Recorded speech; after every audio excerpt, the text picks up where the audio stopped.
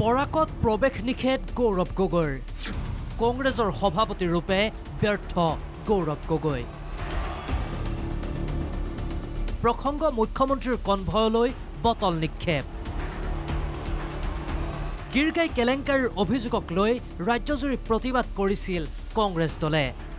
গোলাঘাটৰ কংগ্ৰেছ কাৰ্যালয়ৰ সন্মুখতো কংগ্ৰেছ কৰ্মীয়ে সাব্যস্ত কৰিছিল প্ৰতিবাদ সেই সময়ত সেই পথেৰে আগবাঢ়িছিল মুখ্যমন্ত্ৰীৰ কনভয় গোলাঘাটৰ পৰা মুখ্যমন্ত্ৰী ডক্টৰ হিমন্ত বিশ্ব শৰ্মা নুমলীগড়লৈ গৈ থকাৰ সময়তে কনভয়লৈ কংগ্ৰেছ কৰ্মীয়ে দলিয়াইছিল বটল এই ঘটনাক লৈ সৰব একাংশ দল সংগঠন ইতিমধ্যে ঘটনাত আটক কৰা হৈছে 4 অভিযুক্তক ঘটনাক লৈ সৰব হৈ পৰিছে ছাত্ৰ সন্থা আকসা সংবাদমেলযোগে গৌৰৱ গগৈ খুংকাৰ অল কাছাৰ কৰিমগঞ্জ হাইলাকান্দি ছাত্ৰ সন্থা চমুকৈ আকসাৰ মুখ্য উপদেষ্টা ৰূপম নন্দী পুৰকায়স্থৰ মুখ্যমন্ত্রীর কনভয় উদ্দেশ্য করে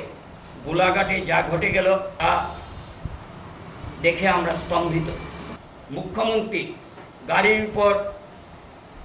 বোতল ছুড়া হলো এখানে গণতন্ত্র আজ পদদলিত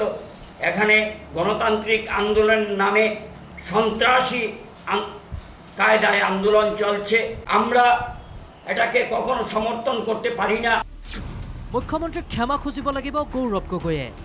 নহলে বৰাকত নিষিদ্ধ হ'ব গৌৰৱ গগৈ গৌরব গগৈকে এ ব্যাপারে প্রকাশ্যে মুখ্যমন্ত্রীর কাছে ক্ষমা চাইতে হবে আর যদি উনি ক্ষমা না চান তাহলে তাকে বরাকে ঢুকতে আমরা প্রতিরোধ গড়ে তুলব গোলাঘাটৰ ঘটনাই সন্মানত আঘাত দিছে বুলিও মন্তব্য আকসাৰ মুখ্যমন্ত্ৰীৰ মান সন্মান মানে আমাৰো মান সন্মান বুলি মতামত আকসাৰ মুখ্যমন্ত্ৰীক সোনকালে ক্ষমা খুজক গৌৰৱ গগৈয়ে আসামের মুখ্যমন্ত্রীর মান সম্মান আমাদের মান সম্মান তাই যারা এ ধরনের জঘন্যতম কাজ করছে তাদের প্রত্যেককে দৃষ্টান্তমূলক শাস্তি দেওয়া হোক